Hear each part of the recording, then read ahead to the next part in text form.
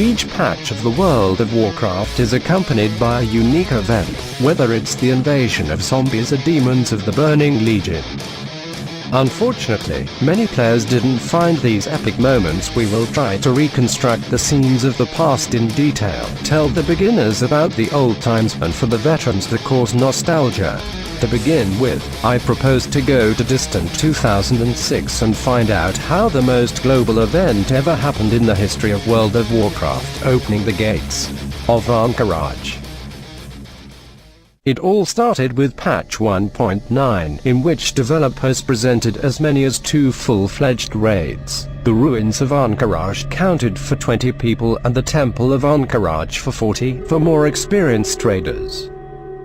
However, neither of them could storm the possession of the Silithids at once, since the Ahn Qiraj gates was sealed since time of the War of the Shifting Sands.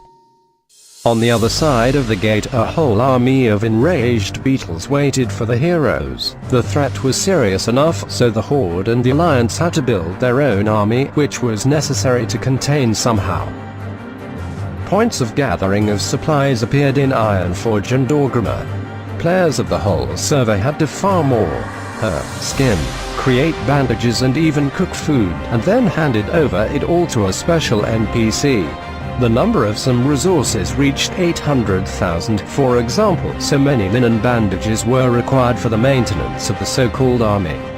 In order to fulfill this kind of quest, players were rewarded with tokens which in its turn were exchanged for reputation with the faction, and also received chests containing green items.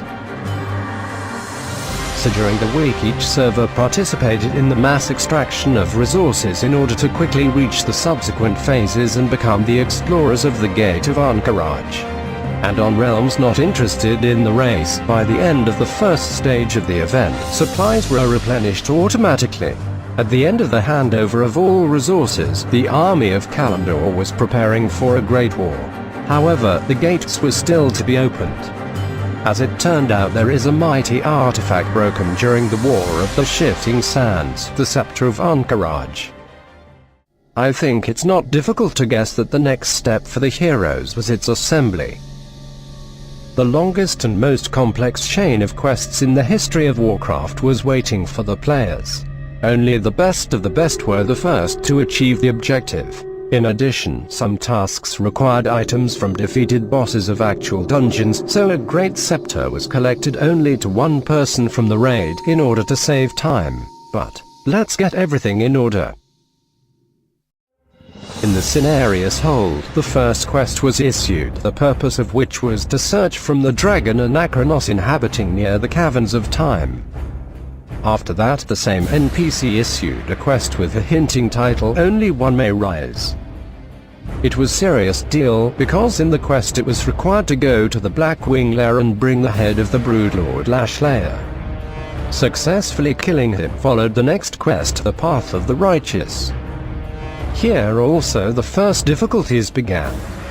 The fact is that earlier in WoW, the Anachronos, as we already mentioned, was near the Caverns of Time and was a representative of the Fraction Brood of Nosdamu. And of course it treated us with hatred. The dragon was ready to deal with all who dared to approach his caverns. With the quest, the Path of the Righteous, the player received a special token that allows you to collect pieces of Silithid shell from some of the Silithus mobs. The reward for 200 scales was 500 reputation. As well as access to the new quest, the Hand of the Righteous, he also gave not only 500 points of reputation, but also a special item allowing the ally to collect carapace fragments for you. In total, in order to proceed to the next quest, it was required to hand over 16,800 fragments. The snag was that on average, from the thickest mob dropped from 1 to 4 items, and it was extremely difficult to kill it in solos. Therefore, the entire Silithir was filled with groups and raids that was farming fragments for people from the guild who choose to carry this burden. Finally, after gaining a reputation, there was an opportunity to talk with a representative of Bronze Dragons, Anachronos. Taking his quest, it was necessary to go to Silithis again, to find a crystalline tear. Coming up to it, there was played out a small scene with the essence of which was just the destruction of the Scepter of the Qiraj. After that it was necessary to fly back to Anachronos. And then it turned out that all the attempts made by the players up to this point were just preparation for a real hardcore chain of quests. But I propose to talk about it in the second series of this rubric.